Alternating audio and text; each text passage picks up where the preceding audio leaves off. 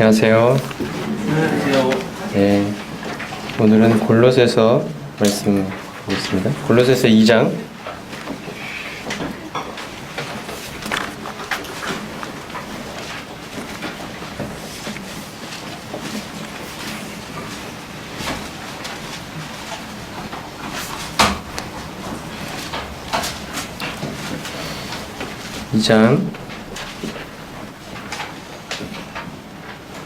이 장 6절. 오늘은 그 마음의 성벽을 쌓으라라는 그런 주제로 말씀을 나누고자 합니다. 2장 6절 찾으셨죠? 골로새 2장 6절 7절 8절까지 같이 읽어보도록 하겠습니다. 2장 6절에서 8절 같이 읽겠습니다. 시작. 그러므로 너희가 그리스도 예수를 주로 받았으니 그 안에서 행하되 그 안에 뿌리를 박으며 세움을 받아 교훈을 받은 대로 믿음에 굳게 서서 감사함을 넘치게 하라. 누가 철학과 헛된 속임수로 너희를 사로잡을까 주의하라. 이것은 사람의 전통과 세상의 초등학문을 따르며 그리스도를 따름이 아니니라. 우리가 그리스도인이 된 후에 우리에게 일어난 가장 큰 변화라고 한다면 우리 마음에 이제 그리스도께서 이제 좌정하시는 그런 것이라 할 수가 있습니다. 전에 우리 마음에는 예수 그리스도가 계시지 않았지만 예수 그리스도를 믿고 구원받은 사람 안에는 이제 주님께서 들어오시게 됩니다. 그래서 우리 마음에는 주님이 사시게 됩니다. 사실 오늘 나누고자 하는 말씀, 마음에 관한 것입니다. 이 마음이 참 중요하죠. 우리가 세상에서도 아무리 힘든 일이 있더라도 이제 마음 먹기에 달려있다 이런 말을 하곤 합니다. 그래서 마음을 아무리 힘든 일들이 많아도 마음에 절망하지 않고 계속 희망을 가지고 열심히 그 어려움들을 극복하다 보면 어려움도 어느새 극복이 되어지고 이제 희망의 날이 찾아오는 그런 이야기들 저희가 합니다. 하지만 우리 마음에 이제 쉽게 절망을 해버리고 포기하거나 이런 마음이 먼저 찾아오면 그런 어려움들 속에서 극복하지 못하고 그 어려움 안에서 더 큰 문제와 그 구렁텅이로 빠져들어가는 것들을 보게 됩니다. 마음을 어떻게 먹느냐가 중요하죠. 우리가 주님 안에서도 마찬가지라고 생각이 됩니다. 우리 마음의 주님을 믿는 신앙이 우리 마음에 달려 있습니다.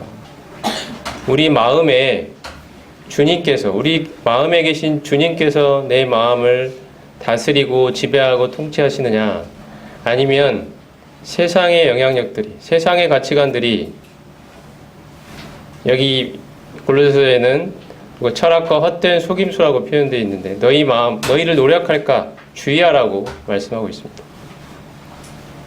이 세상의 어떤 가치관과 사상들, 철학들, 세상의 생각들, 이런 것들이 내 마음을 노력하느냐,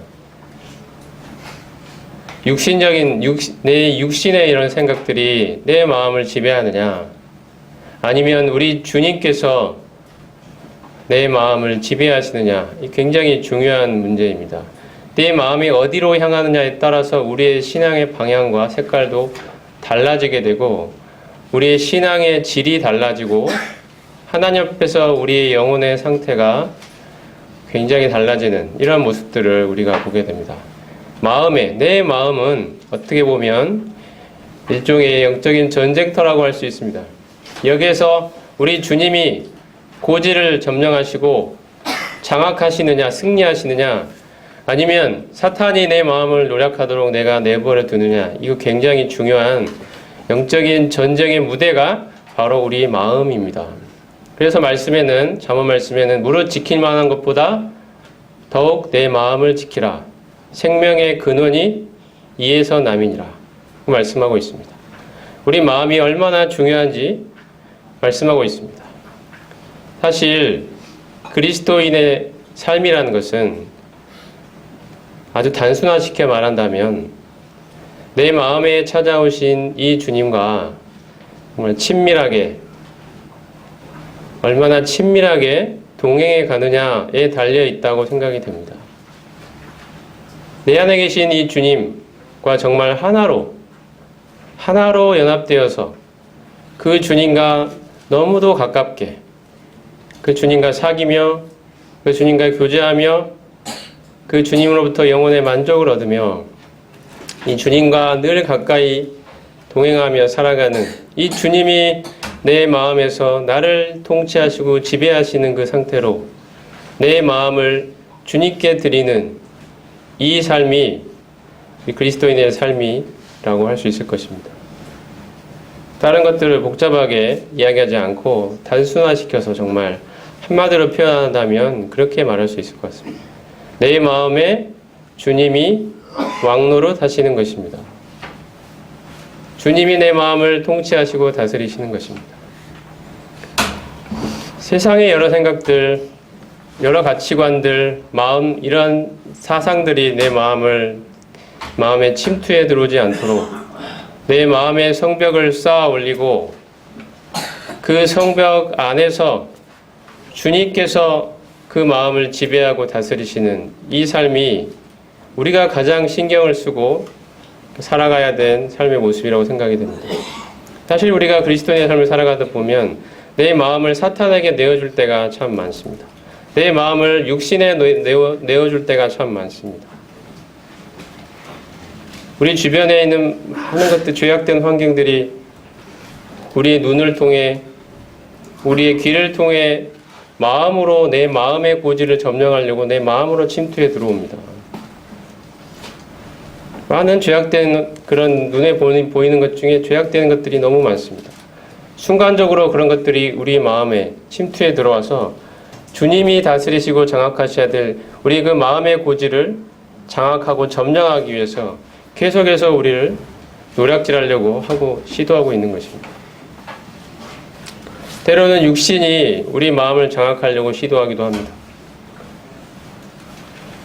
자기를 드러내고자 하는 그 생각들, 내 자존심을 높이고자 하는 그 마음들, 조금이라도 누군가가 나에 대해서 싫은 소리를 하거나 내 자존심을 상하게 하는 이야기를 하거나 혹은 내가 생각할 때 합당치 않은 혹은 무리하다고 생각하는 일들, 이런 것들을 나한테 행하게 되면 내 마음은 바로 내 안에 있는 육신이 발동을 해서 그 형제, 그 자매, 그 성도, 그 사람에 대한 미움과 그 사람에 대한 그 증오의 감정, 반발의 감정, 이런 것들이 내 안에서 이렇게 솟아나오는 것들을 보게 됩니다.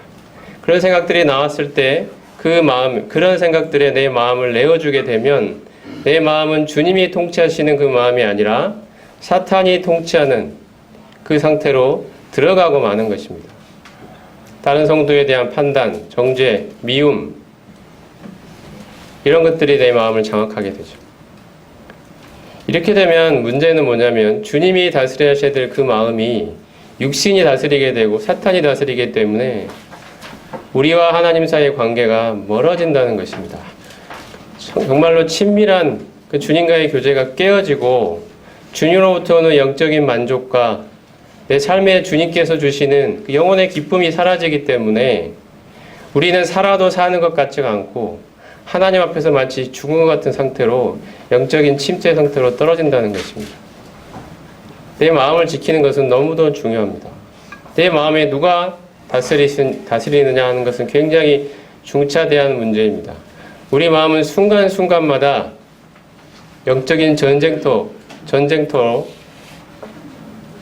전쟁터인 이 마음이 순간순간마다 주님이 통치하시느냐, 이 육신이, 사탄이, 죄가 통치하느냐, 이 문제 앞에서 우리는 늘 내 마음이 주님이 다스리시는 그 마음이 되도록 하나님 앞에서 내 마음의 성벽을 쌓아 올리고 이 세상의 영향력이 들어오지 않도록, 육신의 영향력이 들어오지 않도록, 죄의 영향력이 들어오지 않도록, 내 마음을 장악하지 않도록 성벽을 튼튼하게 쌓아 올리고 무너진 것이 없는지 보수하고 그 안에서 주님이 다스리시도록 우리는 내 마음을 주님께 드려야 될 책임이 있습니다.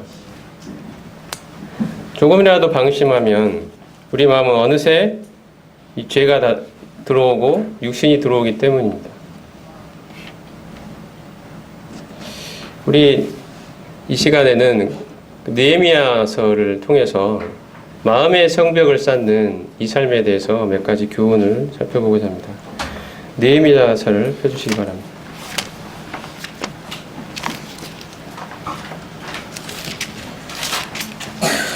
구약성경 727페이지 느헤미야서입니다.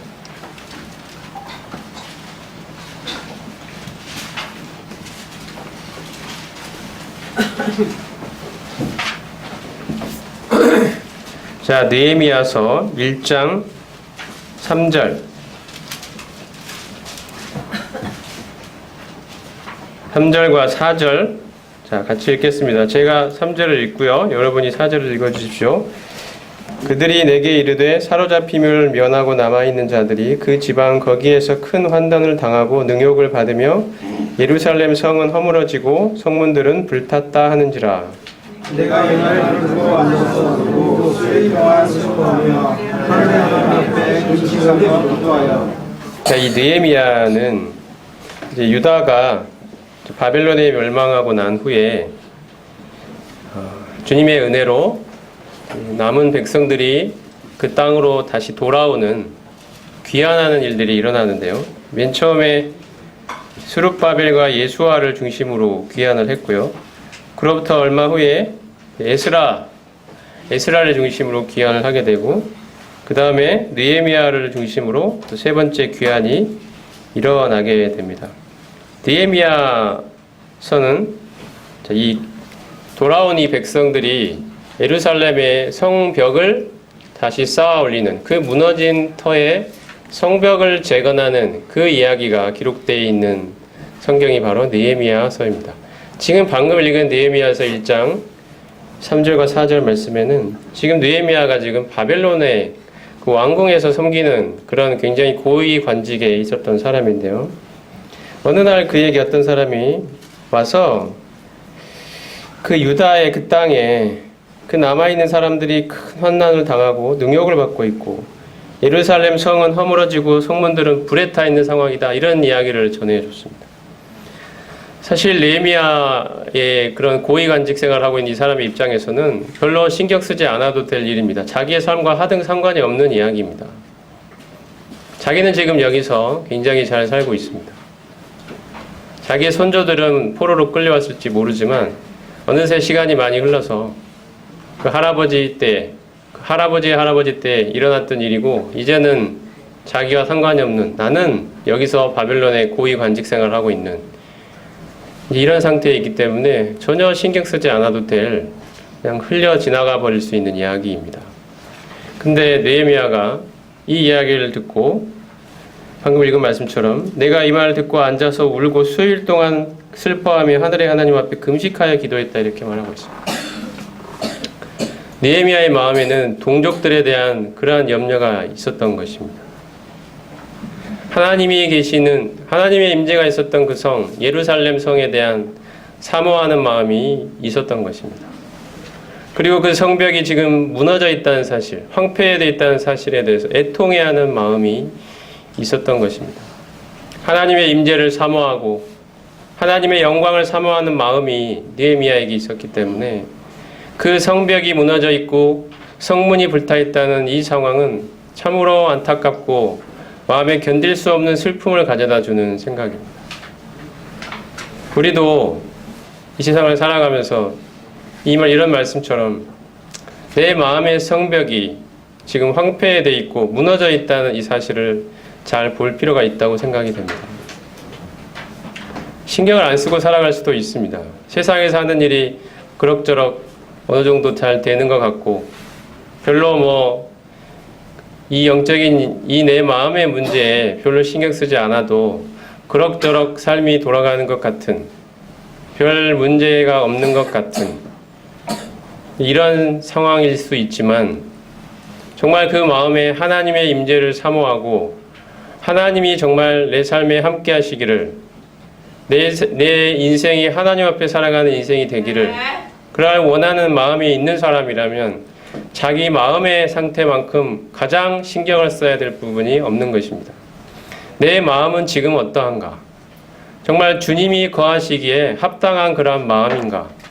내 안에 계신 주님이 내 안에서 자유롭게 나를 지배하시고 통치하실 수 있는 그런 마음인가가 중요한 문제입니다.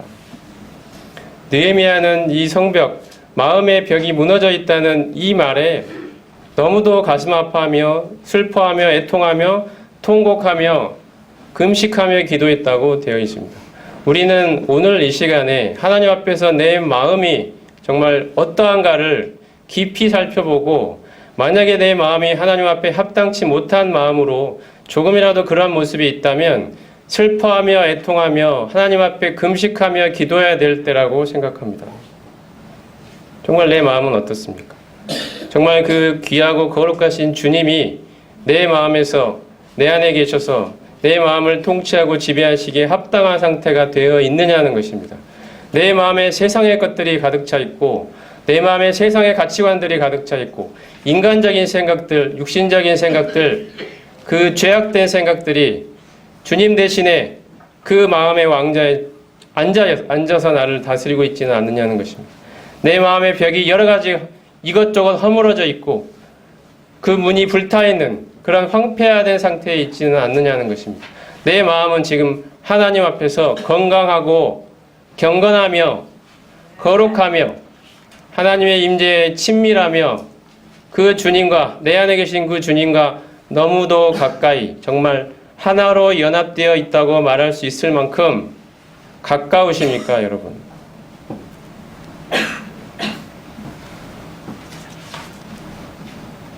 이 질문을 오늘 우리가 하나님 앞에서 스스로 해봐야 될 질문입니다. 느헤미야가 이 소식을 듣고 드디어 왕의 허락을 받아서 예루살렘으로 여러 사람들을 이끌고 가게 됩니다. 그리고 이제 성벽을 재건하는 일을 하게 되죠. 근데 상황이 생각보다 심각했습니다. 2장을 보시면 2장 12절부터 14절을 보겠습니다. 내 하나님께서 예루살렘을 위해 무엇을 할 것인지 내 마음에 주신 것을 내가 아무에게도 말하지 아니하고 밤에 일어나 몇몇 사람과 함께 나갈새 내가 탄 짐승 외에는 다른 짐승이 없더라. 그 밤에 골짜기 문으로 나가서 용종으로 분문에 이르는 동안에 보니 예루살렘 성벽이 다 무너졌고 성문은 불탔더라. 앞으로 나아가 샘문과 왕의 못에 이르러서는 탄 짐승이 지나갈 곳이 없는지라. 막상 현장에 직접 이르러 보니까 상황이 듣던 것도 심각했지만 막상 눈으로 보니까 훨씬 더 심각한 상태에 있었다는 것입니다. 예상보다 심각했습니다. 우리가 우리 마음을 직접 들여다보면 남이 이야기해주는 내 모습, 이런 게 아니라 내가 하나님 앞에, 그 하나님의 임재 앞에 섰을 때 정말 그 솔직하게 내 마음을 들여다볼 때 상황이 훨씬 더 심각할 수 있습니다. 우리는 애써 별 문제 없을 거야 라고 스스로 이렇게 그 문제를 방치해 놓고 내 지금 바쁜 일이 사라지고 나면 나중에 그 문제를 해결해야지. 지금 여러 가지 바쁘고 이 바쁜 삶의 문제들이 좀 해결이 되면 그때 가서 내 마음의 문제를 한번 살펴봐야 되겠다. 이런 생각들이 우리에게는 있습니다. 근데 그러는 사이에 내 마음은 점점 썩어져 들어가고 있습니다. 영적인 이 빈곤함과 곤고함이 내 마음을 계속해서 장악하고 있는 것입니다. 우리가 우리 하나님 앞에서 내 마음을 정말로 진지하고 솔직하게 정직하게 내려놓는다면 우리 마음이 생각보다 훨씬 하나님 앞에 심각한 상태에 있다는 사실을 우리는 알게 될 것입니다. 정말 지금 바로 손을 쓰지 않으면 안 되는 그러한 상태에 있을 가능성이 높습니다. 우리가 우리 마음에 관심을 두고 하나님 앞에서 이 마음의 문제를 하나님 앞에 해결하려 했을 때 그 사탄이 그냥 내버려 두지 않습니다. 10절을 보시면 호론 사람 산발랏과 종이었던 암몬 사람 도비야, 이런 사람이 나오고요. 19절을 보시면 호론 사람 산발랏과 종이었던 암몬 사람 도비야와 아라비아 사람 게셈이 이 말을 듣고 우리를 업신여기고 우리를 비웃어 이르되 너희가 하는 일이 무엇이냐 너희가 왕을 배반하고자 하느냐 하기로 반대의 방해자들이 나타나는 것입니다. 호론 사람 산발랏은 모압 자손이고요. 암몬 사람 도비아는 적혀있듯이 암몬 자손이고 아라비아 사람 게셈은 이스마엘 자손입니다. 이 모든 성경의 모압, 암몬, 이스마엘 이런 사람들은 성경에서 계속 이스라엘을 대적했던 그러한 족속들이고 우리가 교훈을 받는다면 하나님의 역사를 방해하는 이 육신을 나타내는 그러한 존재들이라고 할 수가 있습니다. 이것은 우리의 내적인 상황을 잘 보여줍니다. 우리 안에 이 육신이 하나님과의 이 마음의 벽을 정말 다시 쌓아 올리려는 이 시도를 그냥 내버려 두지 않는다는 것입니다. 계속해서 우리 안에 육신이 작동합니다.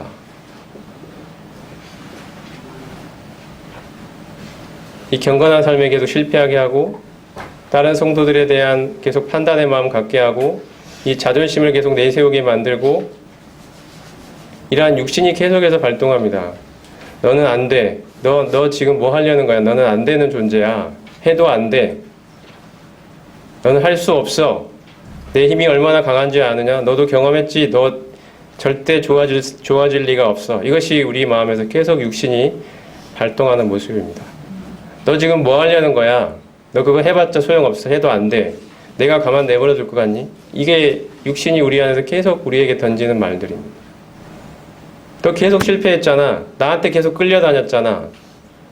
네가 다시 해본다고 해도 되겠어? 너 지금 주저앉아 있잖아. 너 더 이상 나아질 수 없어. 너 지금 그 모습 그대로 너는 갈 수밖에 없는 존재야. 너에게 희망이란 없어. 내가 너를 장악하고 있는데 무슨 소리 하는 거야? 이것이 육신이 계속 우리 안에서 우리의 사기를 떨어뜨리기 위해서 우리 안에서 이야기하는 내 마음에 던지는 이 사탄의 불화살들입니다. 이걸 우리가 그대로 방치하면 이 불화살이 꽂혀가지고 불이 나서 내 마음에 이 영적인 모든 것들을 다 태워버리게 되죠. 사탄이 그냥 내버려 두지 않습니다. 근데 우리는 우리 마음을 지켜야 합니다. 이러한 육신의 방해로부터 우리 마음을 지켜내야 합니다. 육신의 방해를 내버려 두어서는 안 됩니다. 2장 18절에 보면 또 그들에게 하나님의 선한 손이 나를 도우신 일과 왕이 내게 이런 말씀을 전하였더니 그들의 말이 일어나 건축하자 하고 모두 힘을 내어 이 선한 일을 하려 하매. 자, 하나님이 여기에 함께 하십니다. 하나님이 이 일에 함께 하십니다. 하나님이 이 일을 기뻐하십니다. 내 마음의 성벽을 다시 쌓아 올리는 이 일을 하나님이 좋아하십니다. 하나님이 여기에 함께 하십니다. 사단보다 더 강한 힘을 가지신 하나님이 이 일에 함께 하십니다. 내 마음에 그리스도를 주로 삼아 거룩하게 하는 이 일에 하나님이 함께 하시는 것입니다. 하나님이 우리에게 힘을 주십니다. 육신보다 더 강력한 힘을 가지신 하나님의 능하신 손이 이 일에 함께 하십니다. 그러므로 우리는 힘을 내야 합니다. 육신에게 져서 굴복하고 있을 때가 아닙니다. 내 마음을 사탄에게 내어줘 채로 그냥 방치해서는 안 되는 것입니다. 하나님이 이 일에 함께 하십니다. 주님이 내 마음을 다스리셔야 합니다. 모든 순간, 매 순간마다 주님이 내 마음의 왕으로 나를 다스리고 지배하시도록 하라는 것이 에베소서에 나와 있는 사도 바울의 기도였습니다. 믿음으로 예수 그리스도께서 너희 마음에 계시게 하옵시고, 전에도 말씀드렸지만 여기서 계시다는 것은 내 마음을 그분의 영구한 거처로 삼아 그분이 내 마음을 차지한다는 뜻입니다. 주님이 내 마음을 통치하시도록, 그분이 내 마음을 다스리시도록, 그분이 내 마음을 차지하시도록 우리는 언제나 내 마음을 주님께 내어드려야 될 책임이 있습니다. 하나님이 이 일을 기뻐하심으로 이 일에 함께 하실 것입니다. 그러므로 우리의 마음이 무너져 있다면, 그래서 사탄의 죄의 영향력들이 막 들어오고 있다면 우리는 마음의 성벽을 다시 쌓아 올려야 합니다. 일어나 건축하자. 하나님이 이 일을 기뻐하십니다. 오늘 이 아침에 이러한 결심이 우리에게 다시 있기를 원합니다. 사탄에 내어져 버린 내 마음, 육신에 내어져 버린 내 마음, 자포자기하고 있는 내 마음을 이제 그 무너진 성벽들을 다시 보수하고 다시 쌓아 올려서 내 마음을 정말 주님이 다스리시도록, 정말 주님이 내 안에서 주인 노릇하실 수 있는 그 경건하고 거룩한 마음으로, 정말 주님과의 친밀한 사귐과 교제 속에 있는 그 마음으로 다시 회복하는 이 일에 우리가 다 마음을 모아서 하나님 앞에 새로운 결심을 하고 주님 앞에 나의 모습을 의탁드려야 될 그럴 때가 온 것입니다. 하나님이 이 일을 기뻐하십니다. 일어나 건축하자.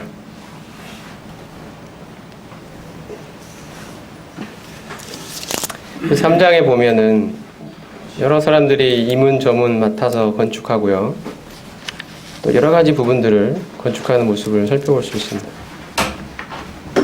하나님의 은혜로 이러한 마음에, 이러한 이 예루살렘 성벽이 다시 재건이 되고 건축이 되어가고 중간에 계속적인 방해들이 있습니다만 하나님의 은혜로 드디어 성벽을 재건하게 됩니다.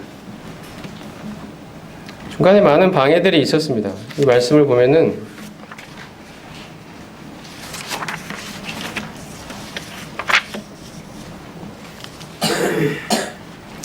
4장을 보시면은 성벽을 재건하는 초반에는 4장 2절과 3절을 보면 조롱이 있습니다. 너희가 지금 하는 것이 도대체 너희가 제대로 할 수 있겠느냐? 너희 성벽은 여우가 올라가도 곧 무너지리라. 뭐 이런 식의 조롱이 있습니다. 너 해서 뭐 할 수 있겠어? 너 지금까지 계속 실패해 왔잖아. 너 해봤자 안 될 거야. 너가 뭐라도 할 수 있겠냐 도대체 너 같은 존재가. 이것이 사탄이 우리에게 던지는 조롱입니다.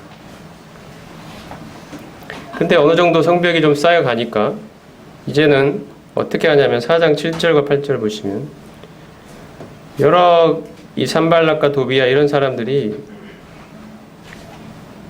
7절에 보면 이 혐오려진 틈이 메꿔져 간다함을 듣고 심히 분노하여 다 함께 꾀하기를 예루살렘으로 가서 치고 그것을 요란하게 하자.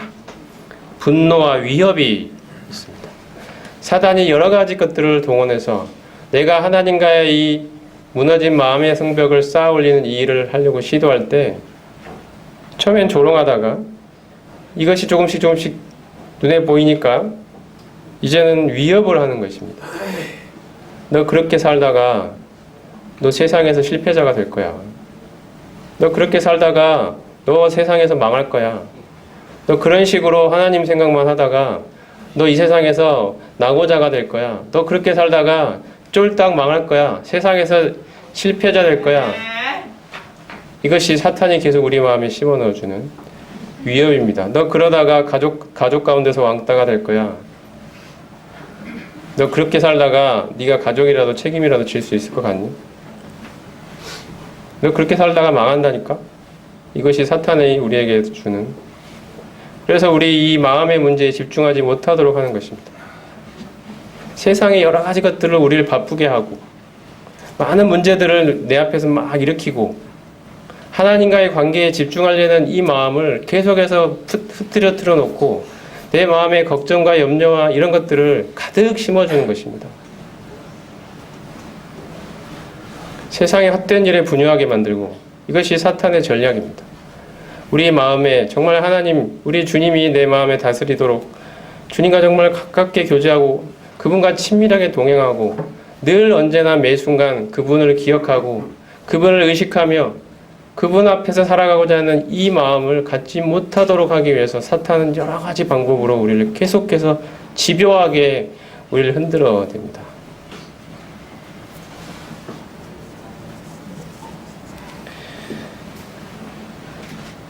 그리고 이렇게 살다 보면 4장 10절에 보면 유다 사람들은 이르기를 흙무더기가 아직도 많거늘 짐을 나르는 자의 힘이 다 빠졌으니 우리가 성을 건축하지 못하리라. 나름대로 열심히 해보려고 하는데 때로는 우리 마음에 이 무력감이 찾아오기도 합니다. 포기하고 싶은 마음. 나 해도 잘 안 돼. 나 이거 다시 한번 해보려고 하는데 해봤는데 역시 또 안 되네. 나는 너무 힘이 없어. 나는 안 될 거야. 이번에도 안 될 것 같아. 이런 무력감을 가져다 줍니다. 지금까지 안 됐는데 역시나 또 안 되는구나. 이런 거죠. 그리고 앞으로도 안 될 거야.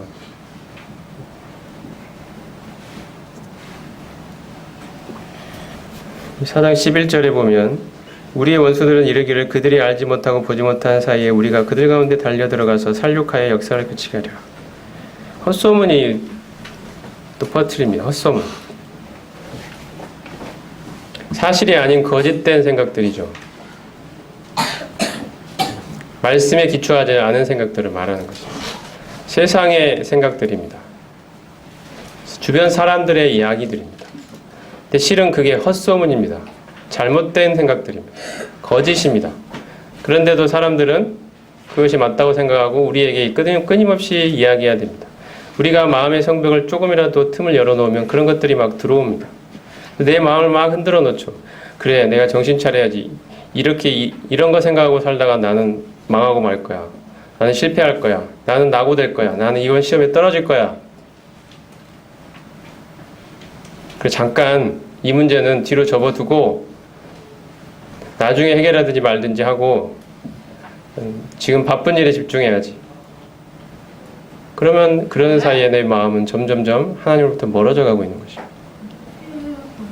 동족들이 계속 회유합니다. 12절을 보시면 그 원수들의 근처에 거주하는 유다 사람들도 그 각처에서 와서 10번이나 우리에게 말하기를 너희가 우리에게로 와야 하리라 하고, 심지어 같은 동족들이 회유하는 것입니다. 너 그렇게까지 살 필요 있느냐? 그렇게까지 힘들게 할 필요 있느냐? 너 지금 그렇게 너만 예수님 믿고 신앙이 있다고 생각하고 그렇게 유별나게 이렇게 하려고 하느냐? 그냥 우리처럼 살아라. 우리처럼 적당하게 해도 된다. 이것이 주변의 회유입니다. 동족들로부터.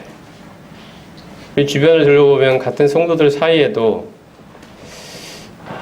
내가 굳이 이렇게까지 하면서 살 필요가 있나? 저 사람들은 저렇게 안 사는데. 그러면서도 교회에서 이렇게 어느 정도 이렇게 뭐 인정받고 하는 것 같은데 내가 뭐라고 유별나게 이렇게 할 필요가 있는가? 이런 생각이 들 때가 있습니다. 그분들의 삶을 보면 그냥 그렇게 살아도 될 것 같습니다. 근데 여러분, 그렇지 않습니다. 이것은 분명한 회유입니다. 우리가 하나님 앞에서 우리 마음을 내려놓고 정말 하나님 앞에 하나님께서 주신 이 신앙의 양심으로 생각해 보면 우리가 어떻게 살아야 된다는 것은 너무도 자명하고도 분명하게 우리 심령 가운데 주님이 말씀해 주십니다. 우리는 세상과 하나님을 겸하여 섬길 수 없습니다. 우리 마음의 주인은 오직 주님이셔야만 합니다. 주님께 나의 모든 삶이 드려져야 합니다. 중간에 회색지대는 있을 수 없습니다. 빛이 아니면 어둠인 것입니다. 내 마음의 주인이 주님이 아니면 사탄인 것입니다. 주님께 내 마음을 온전히 내어 드려야 합니다. 주님이 진정으로 내 마음에서 왕으로 다스리셔야 합니다. 이 삶에서 어떠한 타협도 있을 수 없습니다. 어떠한 중간지대도 있을 수 없습니다. 하나님이 계속 이렇게 우리를 이끌어 가실 것입니다. 수많은 방해에도 불구하고, 내적인 연약함에도 불구하고 하나님은 결코 포기하지 않으십니다. 너희 안에 착한 일을 시작하신 이가 그리스도 예수의 날까지 이루실 줄을 우리가 확신하노라. 이것은 복음을 아는 사람의, 그리고 그 복음 안에서 역사하시는 우리 주님의 능력을 아는 사람이 하는 확신에 찬 고백입니다. 그 아들을 내어주기까지 하셨던 그 하나님이, 우리 마음에서 그리스도를 주로 삼도록 고백하도록 하신 그 하나님이 진정으로 우리 마음이 주님이 주인으로 왕으로 다스리시는 그 상태에 이르기까지 우리의 마음에서 계속해서 하나님이 이야기하시고 말씀하시고 우리를 계속 독려하시고 힘을 주시고, 무너져 있으면, 넘어져 있으면 다시 일으켜 세워주시고, 내 마음이 딴 곳으로 향할 것 같으면 하나님이 때로는 징계하시기도 하고, 그냥 내버려 두지 않으시고 내 마음이 하나님, 우리 주님 다스리시기에 합당한 상태가 될 때까지 결코 포기하지 않고 하나님이 반드시 그 일을 이뤄내실 것이라는 이 분명한 확신, 이것이 성경에서 증거하고 있는 확신입니다.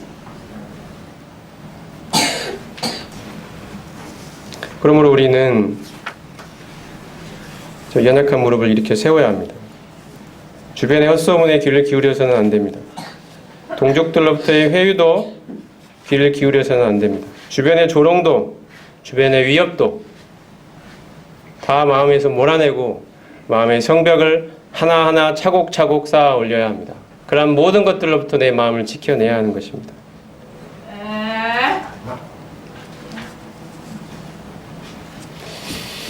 하나님의 은혜로 드디어 성벽이 완공이 되죠.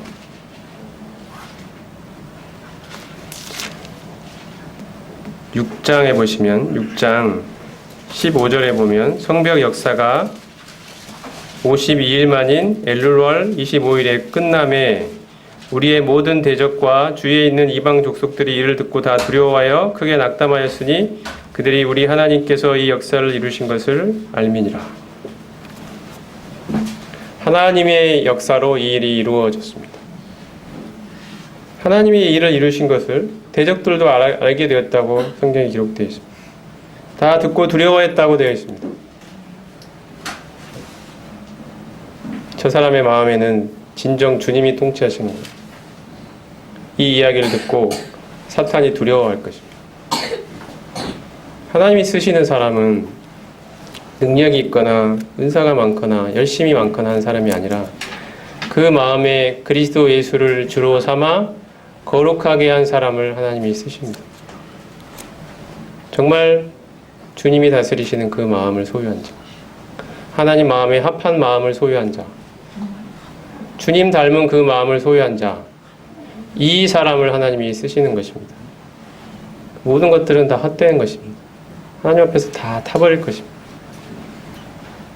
정말 하나님이 기뻐하시는 그 마음, 주님이 그 마음의 왕자에 앉으셔서 우리 마음을 영구한 거처로 삼으시고 우리의 마음을 차지하시도록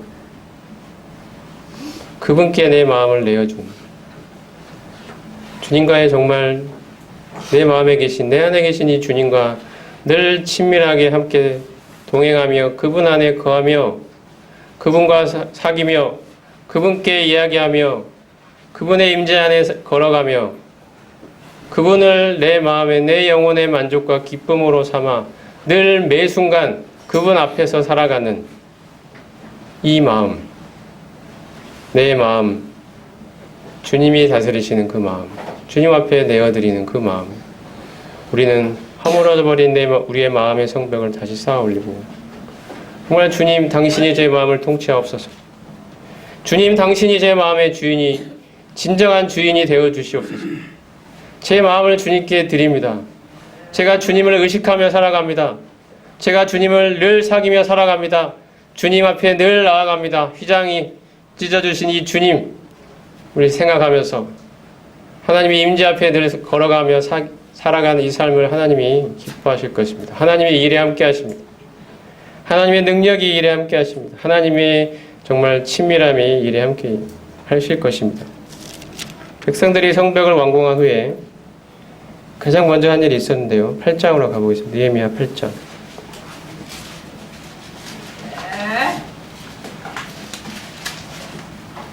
모든 백성이 일제히 8장 1절입니다. 수문학 광장에 모여 학사 에스라에게 여호와께서 이스라엘에게 명령하신 모세의 율법책을 가져오기를 청하며 그들이 가장 먼저 했던 일은 여호와의 말씀을 가져오라는 것이었습니다. 하나님의 말씀. 그리고 5절에 보면 에스라가 모든 백성 위에 서서 그들 목전에 책을 펴니 책을 펼 때에 모든 백성이 일어서니라. 4만 명이 넘는 이 사람들이 하나님의 책을 이렇게 폈을 때 그들이 일제히 일어났던 것입니다. 여러분 4만 명이면 아마 잠실운동장 꽉 채울 정도 될 것입니다. 그 수많은 사람들이 함께 모여 하나님의 말씀 앞에 서고 에스라가 하나님 말씀을 가져와서 폈을 때 그들이 일제히 일어나는 이 모습입니다. 상상해 보십시오. 얼마나 장엄한 모습입니까? 하나님의 말씀 앞에 선 우리 인간의 정말 그 어미한 하나님의 말씀 앞에 선 우리 인간의 태도입니다. 우리의 이 마음의 부흥은 하나님의 말씀으로부터 시작이 됩니다. 말씀을 떠나서 이 마음의 부흥은 있을 수 없습니다. 그 하나님의 말씀 앞에 두려워 떠는 그 마음으로 말씀이 그러하다면 하나님 당신께 순종하겠습니다. 이런 마음으로 하나님 말씀 앞에서는 이러한 모습이 있을 때 우리 안에 내적인 진정한 변화가 일어나는 것입니다. 그들이 하나님의 율법이 낭독되었을 때 8절과 9절 보시면 하나님의 율법책을 낭독하고 그 뜻을 해석하여 백성에게 그 낭독하는 것을 다 깨닫게 하니 백성이 율법의 말씀을 듣고 다 우는지라. 말씀 앞에 우리가 섰을 때 우리는 울 수밖에 없습니다. 그 어미하신 그 말씀 앞에 섰을 때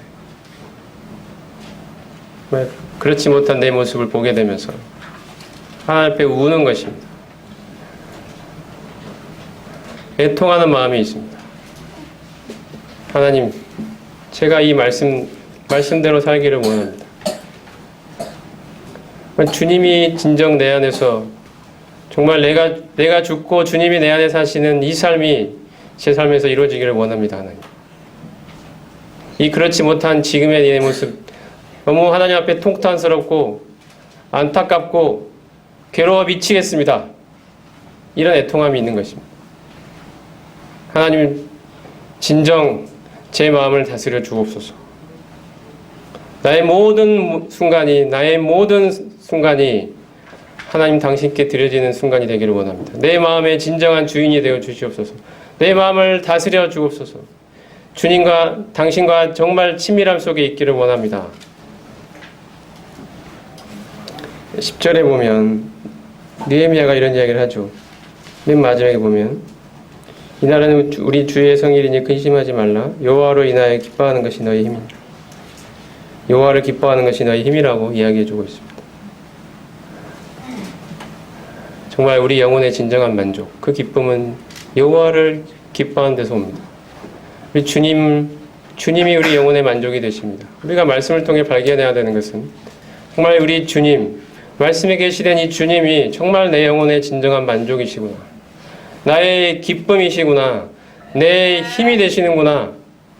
이것을 발견하는 것입니다. 이 말씀을 통해 발견된 이 주님이 나의 영혼의 만족과 기쁨과 힘이 되시지 않는다면 우리는 하루도 이 사탄의 공격으로부터 견뎌낼 그러한 힘이 없는 연약한 존재들입니다. 이 주님이 정말 말씀을 통해 발견된 이 주님이 그 주님의 영광과 그 주님의 위대하심과 그 거룩하심과 그 신실하심과 그 온유하심과 그분의 사랑과 그분의 말할 수 없는 은혜와 그분의 온유가 우리 마음을 가득 채울 때 우리 마음은 주님이 진정 다스리시는 그분의 성전이 될 것입니다. 이것이 우리 영혼의 만족이고 기쁨입니다. 우리가 이것을 다시 회복해야 됩니다. 지금 이 순간 다시 일어나서 우리 마음의 성벽을 건축해야 될 때입니다. 사단이 노략질하도록 내어버려둬서는 안 됩니다. 9장으로 가시면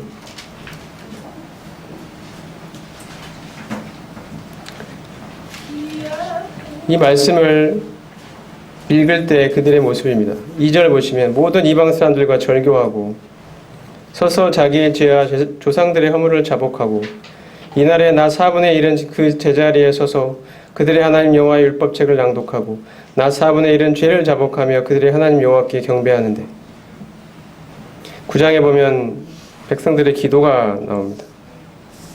처음에는 하나님께 대한 찬양과 감사가 이어집니다. 그리고 나서 자복과 통회가 이어집니다. 그분의 영화로운 이름을 찬양하고 그분이 우리에게 베푸신 일에 대한 진정한 감사가 있고 난 뒤에 그들은 하나님 앞에 자신의 모습을 진정으로 정말 정직하게 내려놓고 하나님 앞에 자신의 모습을 있는 그대로 고백하며 자복하며 통회하는 이 모습들을 보여주게 해요. 이것이 말씀을 정말 말씀답게 만난 사람의 인격적인 반응입니다. 하나님 당신의 이름을 찬양합니다. 당신이 나에게 베푸신 위대한 일들을 감사드립니다. 그리고 이 말씀 앞에 이 말씀대로 살지 못하고 있는 나의 모습 하나님 앞에 자복하며 통회합니다. 이런 하나님과의 사귐과 교제가 일어나는 것입니다. 말씀 앞에 섰을 때 우리는 기도로 하나님 앞에 나아갑니다. 그분의 이름을 찬양하고 그분께 감사드리고 그분께 자백할 일이 있으면 자백하고 통회할 일이 있으면 통회하고 하나님 앞에 나아가는 것입니다. 이 말씀과 기도, 이 삶은 정말 아무리 강조해도 지나치지 않습니다. 내 마음의 성벽을 쌓아 올리고 그 안에 가득 채워야 될 것은 바로 하나님의 말씀이며 말씀에 나타난 우리 주님의 어떠하심이며 그 주님을 발견하고 나의 인격적인 반응으로 터져 나오는 하나님께 대한 기도인 것입니다. 특정한 시간에 말씀 보고 기도하는 그런 시간뿐 아니라 나의 온종일 하루의 모든 시간들이 바로 이 말씀이 나를 지배하시고 그 말씀 앞에서 나의 마음이 늘 기도하는 그 마음과 태도로 하나님 앞에 늘 나아가고 있는 그 자세로 하루를 살아가고 사람들을 만나고 공부하고 직장에서 일을 하고 집안일을 하고 자녀들을 돌보고 하는 모든 시간들이 바로 이 말씀과 기도 앞에서 하나님과 걸어가고 있는 이 삶이 되어야 하는 것입니다. 이럴 때 주님이 진정 내 마음에서 나의 모든 순간에 진정한 왕이 되시고 내 마음에 다스리시는 그런 상태가 되어질 것입니다. 이렇게 될 때 백성들의 삶이 드디어 변화가 일어납니다. 시간 관계상 다 자세하게 살펴볼 수 없는데요. 10장을 보시면 이방 족속과의 통혼을 금지하게 됩니다. 안식일과 안식년을 준수하는 일이 일어납니다. 성전 제사가 회복됩니다. 그리고 11조가 회복이 됩니다. 이제 하나님 앞에서의 삶에 진정한 변화들이 나타나기 시작하는 것입니다. 실제적인 변화들입니다.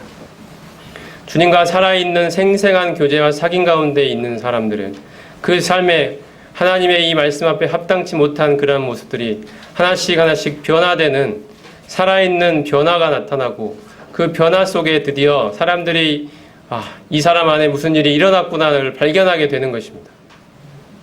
하나님의 이름이 높임을 받고 찬양받는 일이 일어나게 되는 것입니다. 암몬 모압 사람과의 분리가 일어나고 성전을 더럽힌 도비아의 사리사욕이 제거가 됩니다. 11조의 투명한 분배가 일어나고 안식일이 재정립되고 이방 여인과의 통혼이 다시 한번 금지되는 일이 일어납니다. 백성들이 예루살렘 성 안으로 들어와 자원하여 헌신하는 일이 일어납니다.